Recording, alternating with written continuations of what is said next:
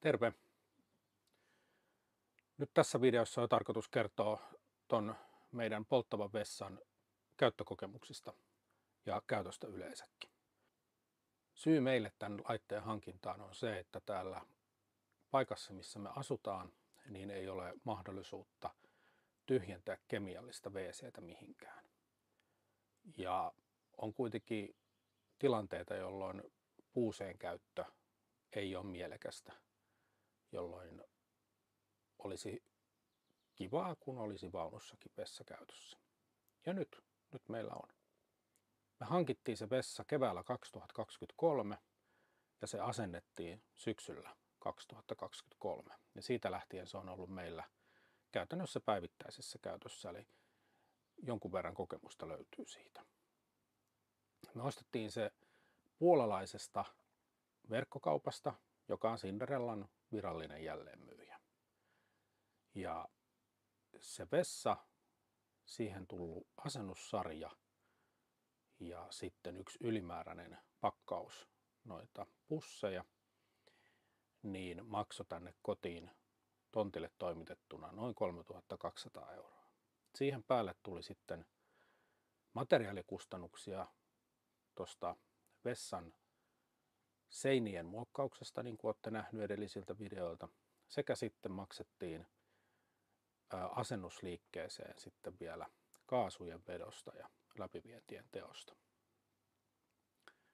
Sinne tulee vielä tehtäväksi vähän lisää tuonne vessaan, että vähän joutuu vaneria vielä ostaa ja sitten jonkunnäköinen pinnote niille vanereille, mutta kokonaiskustannuksiltaan tämä tulee maksamaan meille noin 4000 €. Niin kuin tuossa mainitsin, niin vedettiin kaasuvetoja, eli toi laite suorittaa sen polttoprosessin nestekaasun avulla ja siinä on noin 2,7–2,8 kilowatin poltin. Se polttoprosessi vähän vaihtelee sen pituus, mutta siis se on tunnin kummallakin puolella. Kaasua sen yhden polttoprosessin aikana kuluu semmoinen 150–170 grammaa suurin piirtein. Ohjauselektroniikka käyttää sitten 12 voltin sähköä. Eli verkkovirtaa tämä ei tarvitse. Ihan tarkkoja käyttökustannuksia me ei olla laskettu tämän osalta, mutta ton talven aikana niin vähän seurattiin sitä kaasun kulutusta, kun lämmitykseen ei mennyt yhtään kaasua. Ruoan valmistukseen vähän, jääkaappi meillä toimii sähköllä, niin meillä kului tuossa talven aikana noin 11 kilon pullo viikossa. Ja sitten toi tyhjennysväli oli myöskin aika tarkkaa se viikko. Ja toi laite rupeaa herjailemaan noin 70 käyttökerran jälkeen tyhjennystarvetta. Näin ollen sitten kun lasketaan se, että kuinka paljon nuo pussien käyttö sitten tulee maksamaan, niin pusseista tulee noin 8,5 € viikkoa kohden. Nyt katsotaan itse vessaa ja miten se toimii. Tässä tullaan puhumaan pissa- ja kakkajuttuja ja lohdutuksen sanana niitä ei tulla näkemään ainakaan siinä olomuodossa, kun ne tulevat meistä ulos. Mutta tässä on meidän polttava vessa, Cinderella Travel tai Cinderella Motion, kummalla nimellä sitä nyt haluaa sanoa. Samanlaiset laitteet, eri ikäisiä. Ja siellä on nyt tällä hetkellä poltto päällä, eli siellä on käyty tarpeella ja se siellä polttaa jätöksiä tällä hetkellä pois. Ja se, että jos nyt sattuu olemaan tarve sitten käyttää sitä vessaa, niin se on täysin käytettävissä, vaikka siellä on poltto päällä. Käyttö tapahtuu sillä tavalla, että otetaan tämmöinen kaverini kesken suodatinpussi. Mutta siis tällainen pussi, joka laitetaan tänne ulhoon. Ja tämä on syytä asetella tarkasti tänne. Noin mä näytän, että miten tämä toimii. Laitetaan sinne vettä.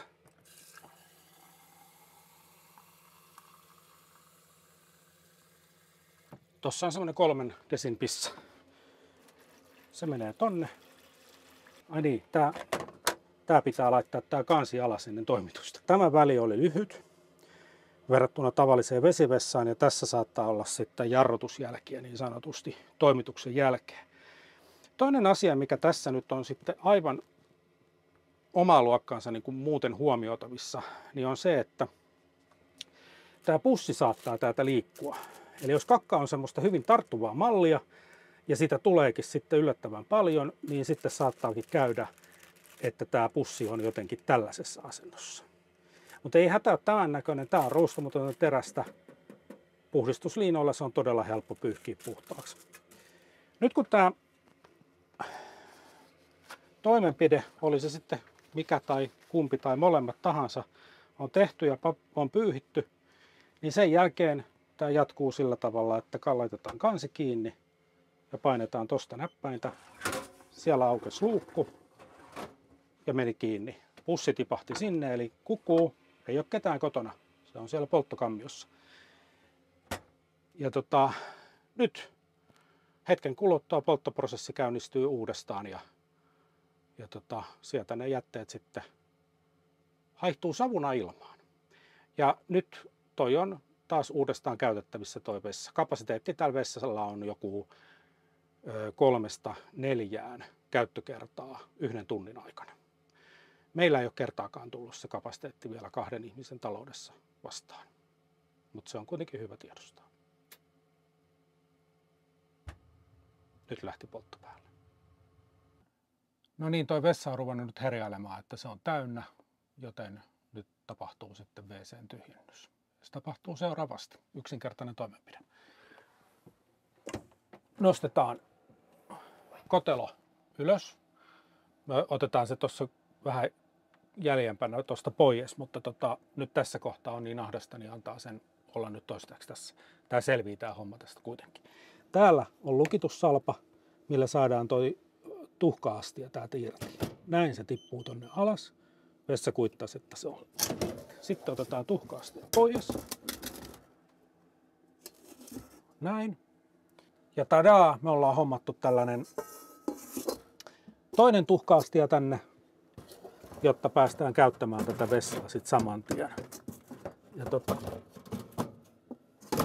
noin. Työnnetään se perälle asti ylös ja luukku kiinni. Ja sen jälkeen kun painetaan tämä alas, niin sen pitäisi olla käyttövalmis. Niin ja sitten voisi tietenkin näyttää vielä tuon katalysaattorin puhdistuksen. Eli kotelo ylös ja tämähän nousee tästä ihan vaan näin nostamalla. Nyt koska kuvaaja on siellä, mihin tämä normaalisti nostetaan, niin mä siirrän tämän tänne WC:n ulkopuolelle odottamaan. Näin. Ja sitten irrotetaan katalysaattori. Ekana toi suoja tosta irti. Lähtee ihan vaan näin. Tää näyttää siltä, että tämän voisi myös puhdistaa. Ja sitten tää katalysaattori nousee täältä ihan käsin. Tällä tavalla. Sitten mä vien nää puhdistettavaksi.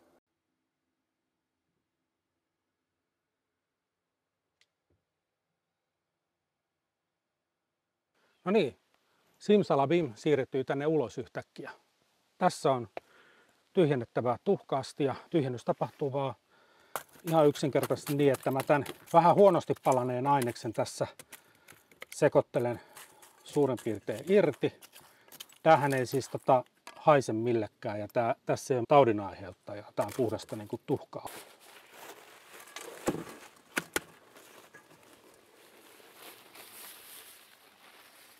Tonne. Ja sitten mä irrottelen täältä vielä näitä suurimpia kovettumia, jonka jälkeen loput tuhkat vielä tonne. Näin. Tämä on nyt poikkeuksellinen näky sen takia, että tämä on ollut poikkeuksellisen pitkään myöskin käytössä tämä astia. Tämä on ollut ainakin 2 viikkoa käytössä tyhjentämättä välillä. Ja kokemus on osoittanut sen, että mitä kauemmin yksi tämmöinen astia on käytössä, niin sitä kovempaa tämä tuhka palaa tuohon astian kiinni, joten kohta on odotettavissa tavallista enemmän jynssäämistä. Mutta joka kerta kuitenkin se, mitä tälle tehdään, niin kuumaa vettä valutetaan tonne astiaan ja sitten sen annetaan olla semmonen vartti suurin piirtein siellä liota. Ja sen jälkeen se puhdistuu aika hyvin. Parhaimmillaan tämmönen on aiemmin puhdistunut siten, että kun tiskiharjalla vähän pyöräyttää ja kaataa pois, niin se on puhdas. Mitään ei ole jäänyt kiinni. Ja sitten pahimmillaan, niin kuin nyt varmaan tällä kerralla, niin siellä on semmoista kiinni jäänyttä aineesta, jota joutuu tiskiharjan kanssa jynssäämään aika paljonkin. Mutta sillä välillä, kun toi tossa likoo, niin mä huuhtelen katalysaattorin. Ja mä otan tästä tämän lopun, mitä tätä eristettä on jäljellä. No nyt sitä ei enää ole näköjään yhtään. Kaikki tippu pois. Ja sitten vaan rupeen vetää kuumaa vettä tuolta läpi. Ja tää on tosiaan semmoinen toimenpide, että tää pitäisi tehdä semmoisen suurin piirtein joka 3. viikko. Ja nyt tää on niin kuumaa tää vesi, että mähän on hanskat. Ja nyt tosiaan muutama minuutti tätä huljutellaan tätä läpi. Ne polttojäämät, jotka tonne on kulkeutunut, niin tulee ton kuuman veden mukana sieltä sitten pois. Ja sitten kun tää on niin sanotusti valmis, niin sitten ei muuta kuin katalysaattori takas paikalleen ja sitten käynnistetään niin sanottu kuiva poltto, jossa ei ole siis mitään poltettavaa tuolla tuhka-astiassa, vaan sen tarkoitus on, että se kuivattaa tämän katalysaattorin. Teetkö ton ravistuksen? Tosta voi kuvata, tossa on nokijäämää. Tuommoista pientä silppua sieltä tulee. Nyt tuntuu siltä, että lämmin vesi loppuu. Meillä on tässä tämmönen pieni 5 litran varaaja ja mä olin säätänyt sen 85 asteeseen. Eli täysille. Antaa sen lämmetä vielä kertaalleen ja mä vedän kerran siitä vielä läpi, niin se varmasti puhdistuu, kun se on nyt aika kauan ollut putsamatta. Tää katalysaattorin päällä oleva töttörö vielä putsataan noista. Mulla on tässä kuiva tiskiharja. Tällä tiskiharjalla mä putsaan myöskin tän sitten ton tuhka-astian. Mä oon myöskin jossain vaiheessa tehnyt tätä hammasharjalla. Se soveltuu tähän ehkä vähän paremmin, mutta tää tarkkuus riittää nyt aivan hyvin. Ton puhtaammaksi sitä ei tarvitse saada mun mielestä. Ilma menee tuota läpi kuitenkin ihan hyvin. Tää tosiaan putsataan tää astia ihan vaan kaikessa yksinkertaisuudessaan niin, että tää harjataan tää kiinni palannut aines täältä irti. Ja that's it. Tää ei ole sen kummallisempaa. Tässä ei nyt ehkä välttämättä niin kauheasti ole videolle aineesta.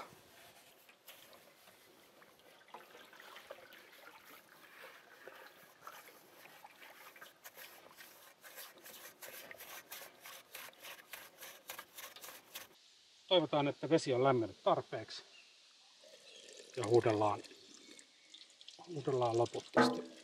Ainakin se pamahti mukavasti. Kuumaa vettä tulee.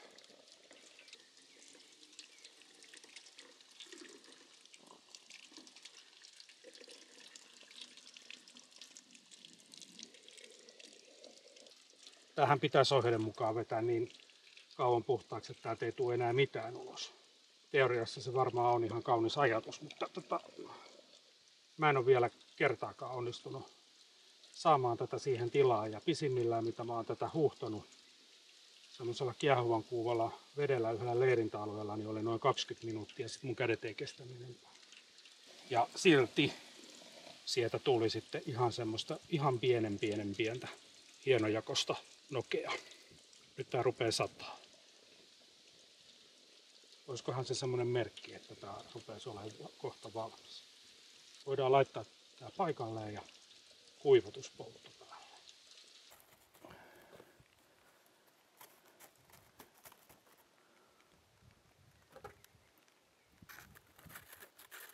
haluatko kertoa, mitä teet?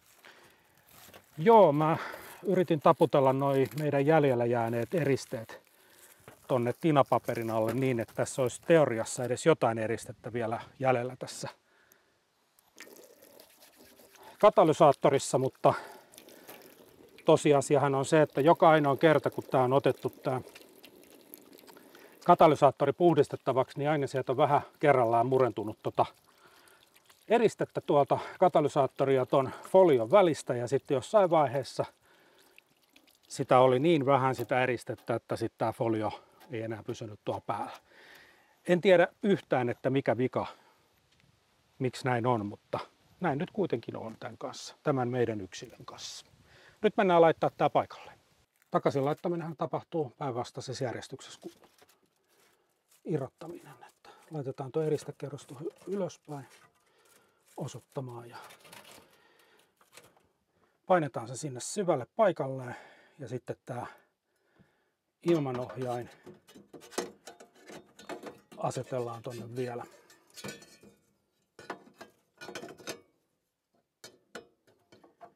Tämän tuuletinkotelon tuolla rungonpuolisessa päässä, mikä ei tähän pysty näkyä mitenkään, niin siellä on semmoinen hahlo, mihin tämä reuna tuolta toiselta puolelta asettuu, jotta se asemoituu oikeaan paikkaan, jonka jälkeen toi menee tuohon. Nyt se on paikallaan. Sitten vaan siipimutteri väännetään takaisin kiinni. Täältä otetaan sitten tämä kansihäkkyrä, mikä tämä nyt onkaan nimeltään. Laitetaan tonne paikalleen, se painetaan takaisin kiinni. Käytetään WC-istuimen kansi ylhäällä, laitetaan takaisin alas ja käynnistetään poltto. Nyt se käyttää sen luukun siellä auki, luukku kiinni. Hetken se siellä miettii ja nyt käynnistyy sitten poltto, ja tämän polton tarkoitus oli siis kuivata katalysaattori. Me tehtiin tuon vessan asennuksen kanssa pari asennusvirhettä. Ensimmäinen oli se, että savupiipun päälle laitettiin semmoinen hattu. Ideana oli siis se, että sinne ei sataisi sisälle, mutta sitä ilmavirtaa ei saa estää millään tavalla, ei edes semmoisella hatulla. Toinen virhe, mikä me tehtiin, niin oli se, että me laitettiin sekä ilmanottoputken päähän että sinne savupiipun päähän niin verkot. Ajatuksena estää hyönteisten sisäänpääsy. No se on myöskin ilmavirtaa estävä toimenpide, ja näin ollen näillä asennuksilla me saatiin huonosti toimiva vessa aluksi aikaiseksi. Oli vajaata polttoa ja oli pahahajuisia pakokaasuja. Jossain kohtaa talvea mä sitten poistin sekä sen hatun että kummatkin verkot. Tästä tyylikkäästä asennuksesta sen verran, että tähänhän kuuluisi laittaa tämmöinen kansi, joka siinä on alun perin ollutkin. Tämän kannen alla tuo putki kulki tonne ja tuli tuota ylös. Siellä oli aika tiukka mutka, mutta ei ollut kuitenkaan 90 astetta, koska yli 90 mutkia ei käyttöohjeen mukaan saa tehdä. Nyt kuitenkin, kun tässä on ollut näitä toimintaongelmia tässä laitteessa, niin ekana poistettiin tosiaan tai ne verkot sekä tulo- että poistoilmasta sekä sitten se savupiipun hattu. Tämä ei lähtenyt toimimaan niillä toimenpiteillä, ja sitten tämä nuohottiin tämä putki, ja siinä nuohouksen yhteydessä mä otin tämän kansilevyn siitä pois ja jätin sen laittamatta takaisin. Ja se ei vieläkään lähtenyt silloin toimimaan. Vaadittiin aika pitkä aika itse asiassa siitä nuohouksesta ennen kuin se sitten loppujen lopuksi rupesi toimimaan, mutta nyt se toimii. Ja mä en aio ottaa sitä riskiä, että mä laittaisin tämän letkun takaisin tonne niin kuin aika jyrkkään kulmaan, vaan tarkoitus on se, että se jätetään tähän asentoon, missä se nyt toimii, ja mä teen tähän sitten uudenlaisen kotelon.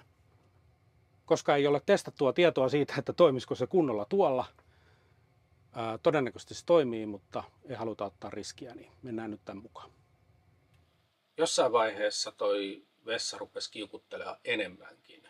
Siinä oli ongelmaa käyttöpaneelin kanssa. Vaikka painoi käynnistä painiketta, niin mitään ei tapahtunut. Ei kuulunut edes äänimerkkiä. Paneeli oli täysin mykkä. Tämä oli sillä tavalla kiusallinen vaiva, että toi vessa nollataan painamalla sitä käynnistä painiketta vähän aikaa pohjassa. Tässä vikatilanteessa ei ollut muuta vaihtoehtoa kuin vaan odottaa. Yleensä muutaman minuutin odotus riitti siihen, että se paneeli rupesi taas vastaamaan. Toinen vähän vastaavanlainen vikatilanne oli sellainen, että kun siitä paneelin käynnistä painikkeesta painoi, niin kuului kyllä ääni, mutta mitään muuta ei tapahtunut. Ja tästä tilanteesta pääsi sitten taas eroon sillä tavalla, että sen vessan puuttasi eli nollasi. Eli sitä painiketta kun piti vähän aikaa pohjassa, niin laite käynnisti itsensä ja tämän jälkeen taas vessa toimi normaalisti. Yhdenlainen vikatilanne oli sellainen, että kun painoi käynnistysnappia, luukku aukesi, tavarat tippui polttokammioon, luukku meni kiinni, jonka jälkeen pitäisi käynnistää polttoprosessi. No laite yritti sitä 3 kertaa, jonka jälkeen se totesi, että ei pysty ja rupesi piippaamaan virhettä. Tämä oli pahimmillaan joka kertaista sen vessan käytön yhteydessä.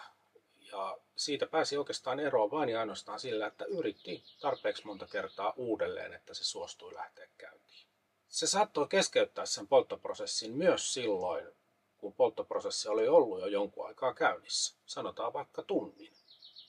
Niin yhtäkkiä se polttoprosessi vaan loppuu siihen, että kone piippaa. Ja siitä sitten taas uudelleen käynnistys joko onnistui kerralla tai sitten sitä joutuu toistuvasti uudestaan käynnistelemään. Kerran kävi sillä tavalla, että vessa oli pari kertaa yrittänyt itseensä käynnistää ja sitten kuului yhdellä käynnistyskerralla muistaakseni 2 kappaletta peräkkäisiä kovia pamauksia. Eli siellä räjähti oikeasti siellä polttokammiossa kaasu. Eli sinne oli päässyt kaasuun jonkun verran ja kipinä ei ollut sitten mennyt ilmeisesti perille asti. En tiedä ihan tarkkaan, mutta joka tapauksessa tämän jälkeen toi vessa on toiminut kuin enkeli. Siitä huolimatta, että meillä on ollut näitä ongelmia tämän kyseisen yksilön kanssa, niin me ollaan kyllä tosi tyytyväisiä tähän vessaan, että meidän käyttötarkoitukseen ja meille tämä ratkaisu tuntuu hyvältä ja oikealta. Kiva kun katsoit tämän videon. Jos et ole katsonut muita tähän sarjaan liittyviä videoita, niin niitä löytyy meidän YouTube-kanavalta. Siellä on tälle WC:n asennukselle ja käytölle tehty oma soittolista, josta nämä kaikki videot löytyy. Moi!